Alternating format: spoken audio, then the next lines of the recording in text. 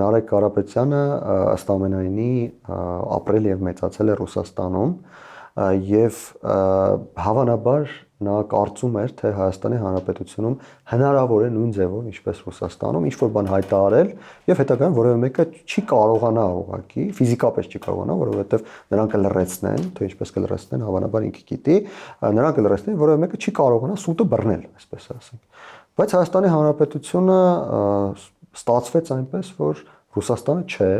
եւ եթե դու ունես մեծ գումարներ, եւ եթե այդ մեծ գումարները Ռուսաստանում կարող ես լրատվականներին լրացնել, փորձագետներին լրացնել, քաղաքական դաշտի ներկայացուցիչներին լրացնել, բոլոր այն մարդկանց լրացնել, նույնիսկ նրանք, ովքեր չեն ցանկանում լրել այլ տարբերակներով նրանց բերանը փակել, ապա Հայաստանում դա հնարավոր չէ։ Այսինքն,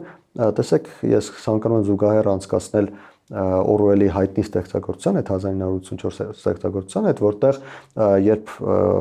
երկրի ղեկավարը ինչ-որ բան էր հայտարարում, որը հակասում էր նախկին հայտարարածի հետ, հին թերթերը հին ամսաթվով հանում էին, նորն էին տպում, այդ հին հայտարարությունը փոխում էին։ Նարեկ Կարապետյանը հավանաբար ենթադրել է, թե Հայաստանում էլ է հնարավոր նման օրուելական իրականություն ստեղծել, ինչպես Ռուսաստանում է ստեղծված, ինչը կարելի է Ռուսաստանում անել։ Եվ հանգիստ այդ հայտարարությունը արեց հուսալով, որ կաշխատեն այն մեխանիզմները, որոնք աշխատել են Ռուսաստանում։